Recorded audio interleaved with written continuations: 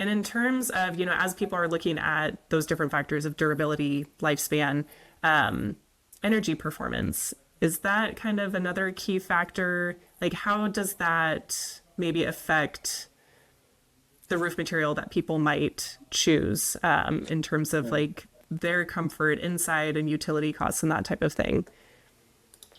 Yeah, no, here in California, Title 24, very important, right? When it comes to shingle roofs or just roofs in general. I'm thinking anywhere from 20 to 30% cost savings with electrical. And it can go even higher if you start doing like insulation and stuff like that as well, that you factor both of them together, right? The cost savings is there for sure. If you just think about it, when you're turning on your AC, it's over 120 or 100 degrees outside, and you got your AC going. If your attic space is well ventilated, it's well insulated, you're going to save on costs on turning on the air because your ducts are going to be a little bit cooler, right? So you get a lot of that cold air a lot quicker. Your system shuts down. It only turns on for 5-10 minutes, and it keeps your temperature low, keeps your temperature on where you want it to be. So it's definitely a huge cost saving. Like I said, it could be up to 30% on electric savings, which is significant. Yeah, that's a substantial amount. Yeah, I would love to be saving that much on my utility costs right now. You can. I know. Gotta figure out the roof. No, I think that's great. Yeah, just knowing that what you're putting into your roof and how much care and attention is being put into it can really affect your whole household, not just, your wallet with how much you're spending. 100%. When we start talking about those kinds of things with our clients, our homeowners, their eyes just light up. They're like, "Oh, we haven't had that before."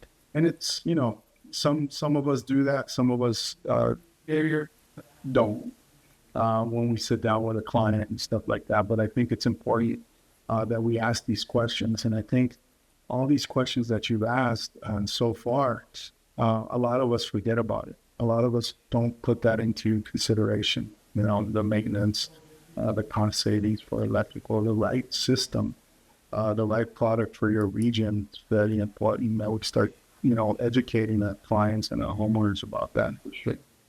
Yeah, definitely.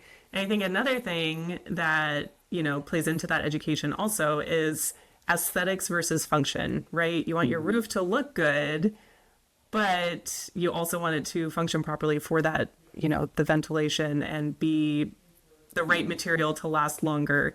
So how should homeowners kind of approach that aesthetics versus function kind of conundrum, if you will? Okay. Well, that's a little tricky sometimes because your home is built a certain way. So you have to make sure that structurally you can install that type of roof. Like, let's say you have a shingle roof. Just, make it easy. You have a shingle roof. Homeowner wants tile because they're like, you know what? They think that shingle is not going to last long. It's going to be an issue. They want tile because it looks better. They have their opinion, correct?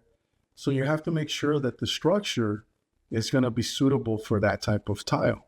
Regular tile weighs more than shingle.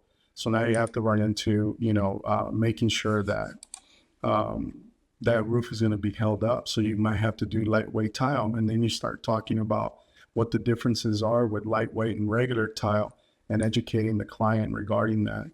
But I would say prioritize the structure. And that's probably the best example on that. Yeah, definitely. Making sure that it can hold the weight. Correct. Yeah. I mean, you can go to metal as well. But you also have to factor in, is this a high wind area? Is this, salt water, metal? What's it going to do to the gasket, the caps around the metal, around the screws? So there's a lot of variables. And just making sure you pick the right system for your region is important. Huge. Yeah, definitely. And for those homeowners who are reading over their warranties and, kind of reading that fine print about what that looks like once the roof is put on, even the material that's the manufacturer is providing, are there certain things that homeowners should pay attention to when they are looking through, those manufacturer, even contractor warranties? Yeah, they should definitely look into the manufacturer warranty for sure. Read up on it. There's plenty of manufacturers out there, right? But they also should look at the contractor's workmanship warranty. A contractor should be able to give the homeowner a workmanship warranty, and it should be in writing, and they should be, spelled out what's under warranty. Key factors, on the coverage is the duration, and then making sure that they register in time, because some of those manufacturers have a deadline on how long or how quick they need to register that roof so that they can get that coverage. Those are key factors for sure. Yeah, read the warranties. It's important info. Yeah.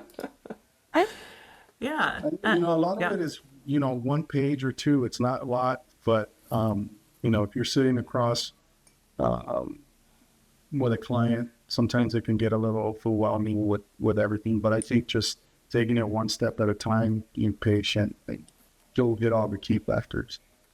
If your roof needs answers, subscribe now to the AskARoofer Podcast. We've got your questions covered, one episode at a time. Go to AskARoofer.com to submit your questions and learn more. Stay tuned and keep those questions coming.